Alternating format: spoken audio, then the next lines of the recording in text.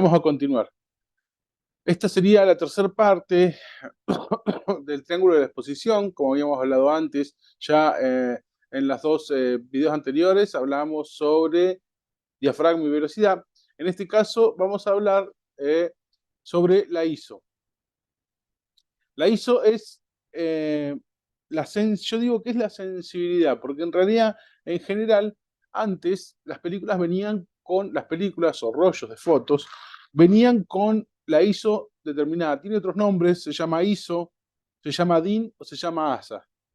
Y los rollos generalmente venían determinados para una situación lumínica específica, es decir, por ejemplo, eh, para luz día, se llamaba que luz de sol significa, venía ISO 100, que era suficiente porque era una sensibilidad baja, pero al tener gran luminosidad el día, la ISO 100 alcanzaba. Después venía para día nublado, 200, ISO 200, para interior de una casa, de día, 400, y en general en nuestros países no se conseguía mucho más y no había tantas ISO. En otros países, en Japón, en Europa, en Estados Unidos, se conseguía también de ISO 800, que era para interior de una casa o de un lugar luz de noche, o sea, interior noche, también para exterior, para afuera, y bueno, también las películas de cine que se filmaba también traían ISO, venían determinadas. Entonces, cuando alguien estaba usando una película y hacía una escena primero afuera y después hacía una escena adentro, cambiaban de película, y en algunos casos, de acuerdo a la producción, hasta de cámara, pero el asunto era que dentro de esa cámara había una película distinta, ¿no? Un rollo distinto de película, de cine, digamos. Entonces la ISO se aplicaba para cine, para televisión, perdón, para cine, para fotografía. La ISO era la sensibilidad que tenían las películas y de acuerdo a pasado en el tiempo se iba generando más ISO cada vez más, ¿no es cierto? Iba aumentando la ISO en las películas, lo cual también era más caro. Una película de ISO 400 era más cara que una película con rollo de ISO 200, más cara. El más barato era ISO 100, ¿cierto? Eh, bueno, la ISO, como dijimos, es la sensibilidad de la película. La definición dice así, déjenme un segundito, escala de sensibilidad fotográfica. La escala de sensibilidad fotográfica define físicamente la sensibilidad de una película para obtener una respuesta determinada en un sistema. La escala fue creada para las iluminaciones fotográficas, como yo le decía, para los rollos fotográficos, pero ha sido adaptada también para la fotografía electrónica digital. Bueno, les decía entonces, estamos hablando de la ISO de la sensibilidad. La ISO de la sensibilidad, anteriormente, cuando estaban los rollos de fotos, venían determinados para un uso específico. Entonces se creó como una escala, y ya es una escala que respetamos los fotógrafos. Yo cuando les comentaba del triángulo de la exposición les decía que antes, cuando estaban las películas de las cámaras de rollo fotográfico, no era un triángulo de la exposición. Eran dos valores nada más, diafragma y velocidad, ya que los rollos venían determinados. Entonces uno tenía un rollo de 100 ISO, 100 ASAS, y tenía que sacar 24 fotos o 36 fotos con ese tipo de sensibilidad. Y lo único que uno variaba y configuraba era la velocidad y el diafragma. ¿Qué es lo que pasa? Ahora con las cámaras digitales, uno puede elegir y puede sacar una foto en 100, cambiar las fotos siguientes en 200, la foto siguiente en 400, y las cámaras actualmente llegan a, eh, por ejemplo, las cámaras reflex, que eran las que yo usaba, la que yo le mostraba, la cámara grande que tengo acá, eh, tenían una ISO máxima de 6400. Cuando llegó el sistema mirrorless que yo le mostraba, el sistema sin espejos, que no tienen los espejos, no son reflex, no tienen los espejos para visualización de la imagen, eh, se, eh, se, también otra de las cosas que tuvo el cambio de esas cámaras, que son las famosas Sony Alpha, es que también aumentaron mucho la sensibilidad. Por ejemplo, la cámara esta grande que yo tengo acá, que pueden ver acá, la que les mostré del sistema reflex con el espejito, esa cámara tiene hasta 6400. La cámara chiquita que está acá es una cámara Fuji, es una cámara igual que la Sony, de hecho la competencia directa de la Sony, tiene la ISO hasta 25.000. Y esa es una cámara que tiene unos cuantos años. Y actualmente la última Sony y la última Fuji tienen ISO hasta más de 100.000, lo cual estamos hablando que cuadruplicaron o multiplicaron por 10 veces la sensibilidad que tenían las viejas reflex. Bueno, de hecho, Hay un tema porque Sony y Fuji empezaron con este sistema, también otra marca que se llama Olympus, empezaron a sacar este tipo de cámaras, y Fuji, y Nikon y Canon, que son dos marcas clásicas de fotografía, tuvieron que adaptarse al nuevo sistema y largaron una línea de cámaras mirrorless, es decir, es el futuro que se viene. Dentro de poco las cámaras reflex no van a salir más, van a salir solamente directamente las cámaras mirrorless, que son cámaras, vamos a ver, son mucho más compactas, mucho más chiquititas. Ahí les voy a mostrar dos. Esta es una cámara reflex. Bueno, acá tengo con un objetivo, un parasol y varias cuestiones más, pero fíjense que es una cámara grande, tengo un cuerpo grande. Y esta es una cámara mirrorless, que es mucho más chiquitita, si ustedes la ven. En cuanto al cuerpo, esta es una cámara metálica, pero las cámaras Sony y las cámaras Olympus y otras marcas son cámaras de plástico, con cuerpos plásticos, lo cual las hace mucho más diminutas, mucho más livianas para el uso, eh, digamos, cotidiano y hasta periodístico también. Son mucho más cómodas, los bolsos son más chicos, lo que tiene también que son mucho más caras. Estamos hablando de una cámara Sony hoy en día, debe estar 1 millón y medio de pesos.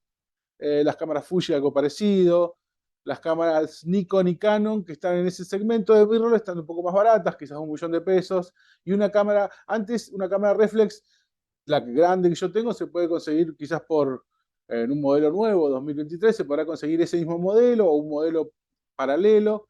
Esa cámara es una Nikon, la grande es una Nikon 7000, la Nikon 7200 no debe pasar los 600.000 pesos, o sea, estamos hablando que duplican o triplican el valor de las anteriores cámaras más grandes, pero tienen las mismas prestaciones o inclusive mejores prestaciones, y uno todo lo que puede ver hoy en Instagram, en las redes de fotógrafos y todo eso, ese tipo de fotos muy nítidas, con mucha iluminación, mucho color, nocturnas, las de gastronomía, todo eso está hecho con estas nuevas cámaras eh, mirrorless se llama, que significa del término, viene mirrorless sin espejos. Es un sistema, se ahorra mucho espacio con el sistema de visualización en espejos. Como yo les contaba, se ve en la mirilla, se ve una pequeña pantalla, que es igual a la pantalla posterior de la cámara. Bueno, pero volvamos al ISO. El ISO entonces nos servía para las situaciones de luz, como decíamos, ya unos parámetros, ¿no? Entonces, cuando vamos necesitando más luz, la ISO tiene que ir subiendo, dijimos, se va duplicando. 100 ISO o 100 ASAS, 200 ISO, 200 ASAS, 400, 800, 3200, 6400. Cada vez que vamos necesitando más iluminación, eh, vamos necesitando más ISO. Por eso también ahora se ven muchas fotos que uno ve, muchas fotos de casamientos, de eventos nocturnos adentro de una iglesia sin flash. El flash es otro de los elementos que va a estar cada día más acotado, va a servir solamente para producciones, digamos, especiales de modas o producciones publicitarias, porque ya uno hoy en día puede ir con la cámara chiquita, sacarla dentro de una iglesia, dentro de una casa, en un cumpleaños, y que se vea todo bien iluminado, muy parecido a la imagen que uno ve que percibe en el ojo. Bueno, pero entonces dijimos, cuanto más necesitamos aumentar la sensibilidad de la película, va subiendo la ISO. Pero también hay un tema que si uno se pasa de mano y le pone mucha ISO a una situación que es muy oscura, empieza a aparecer algo en contra que se llama ruido, o en las viejas películas se llamaba grano, porque las emulsiones fotográficas que eran de un cloruro de plata o una emulsión fotográfica de plata fotosensible que se emulsionaba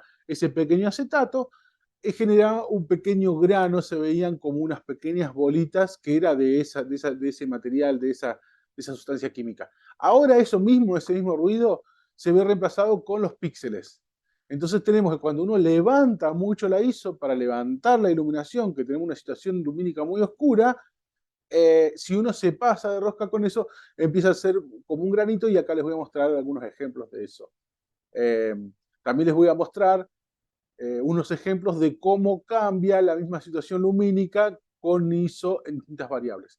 Pero en general eran parámetros. Y hoy en día muchos fotógrafos usan directamente la ISO en automático. Entonces, es decir, que la ISO la ponga eh, la cámara, la configure la cámara, y yo solo me dedico a configurar velocidad y diafragma, que me da las características que yo quiero, anteriormente mencionadas, que dijimos que era la zona enfocada o profundidad de campo, y me da el efecto de congelar el movimiento o mostrar toda la desplazación, del desplazamiento de los movimientos. Así que bueno, nada, traté de hacer en este caso una suerte de vuelo de pájaro, digamos, de un avistaje muy rápido sobre estas tres variables. Imagínense que yo esto lo trato, recién empiezo con el triángulo de la exposición, en mi curso recién empiezo en la cuarta clase. La primera clase hablamos de principios fotográficos, la segunda clase empezamos a hablar de anatomía de la cámara y principios de la luz, y la tercera clase, perdón, sí, dijimos anatomía de la cámara y tipos de cámara en la primera clase. La segunda clase hablamos de los principios de la fotografía y las propiedades de la luz. Y la tercera clase hablamos de objetivos y ya es la clase previa para que yo, una vez que hablamos de los tres tipos de objetivos, a saber que son angulares, normales y teleobjetivos, yo los nombré muy brevemente en la clase, pero no me definí, no los definí claramente. Eh, Empiezo en la cuarta clase a hablar, después de hablar de objetivos, empiezo a hablar de diafragma y recién se va diafragma cuarta clase, velocidad quinta clase, y la sexta clase es la de isosensibilidad, y cierro ya la séptima y la octava con dos definiciones que son bastante complejas, que es la medición y el fotómetro. Esa quizás no es tan compleja, pero la siguiente habla del balance de blancos y los colores de la luz blanca, lo cual es un poco más complejo. Acá les voy a mostrar, por ejemplo, yo tengo un teléfono, ¿no? Y uno puede ver, fíjense que cuando uno tiene un teléfono suele tener tres cámaras. Las cámaras son para eso que les decía recién, los tres tipos de objetivos, normales, angulares y teleobjetivos. Teleobjetivos son esos largos que les decía que sirven para los pájaros o para el fútbol y ese tipo de cosas, que son algo que nos acerca mucho, no son zoom, sino que son lentes fijos con una distancia focal muy grande, como yo decía, como un catalejos o unos binoculares o algo así. Los normales son muy parecidos a la visión humana y los angulares son esos tipos de lentes que se ven muy amplio, pero que también generan una distorsión óptica que parece que hay como una concavidad.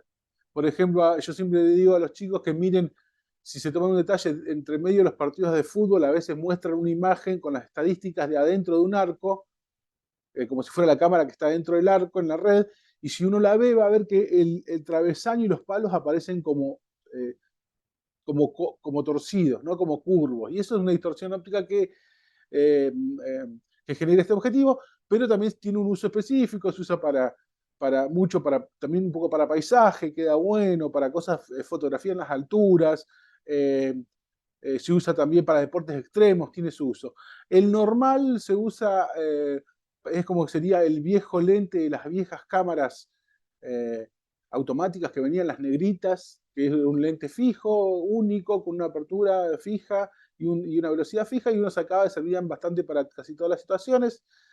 Y se usa para turismo, para cuestiones casuales y un poco para retratos. Y después tenemos los teleobjetivos, que cuando son muy grandes se usan para esto específico, avistaje de aves, eh, fútbol y otras cosas. Y después cuando el objetivo zoom no es tan grande, tiene una distancia focal entre 80 y 100 o 120, tiene un muy buen bokeh o un muy buen desenfoque para los retratos. Pero bueno, de acuerdo a cada lente, tiene su uso. Los normales servían para todos los cumpleaños, para turismo, para de todo un poco. Los angulares servían para turismo, para paisajismo o para deportes extremos cuando es muy angular. Y los teleobjetivos tenían el uso de acercar cosas lejanas, avistaje de aves, fútbol y otros deportes específicos. Así que bueno, espero que hayan tenido, que les haya servido esto. Esta es mi tercera clase, mi tercera microclase, podemos decir, y vamos a tratar de componer con las tres un único archivo para que pueda tener un significado único. Lo quiero hacer dividido en tres partes para que no sea tan aburrido, puedan ver una parte, después ver la otra, y nada, esto se puede hasta subir para YouTube, lo voy a tratar de subir a YouTube para que lo puedan ver ahí los compañeros, y bueno, todavía no sé cómo lo voy a distribuir, se lo paso a la profesora en un único archivo por WeTransfer, o si subo los tres videos a YouTube y los comparto en estas horas. cuando termine de editar se los comparto. Muchísimas gracias y espero que haya sido útil, que a alguno le haya despertado un poco el gustito por la fotografía y que haya sido clarificador en cuanto a los conceptos principales del arte de la fotografía. Gracias.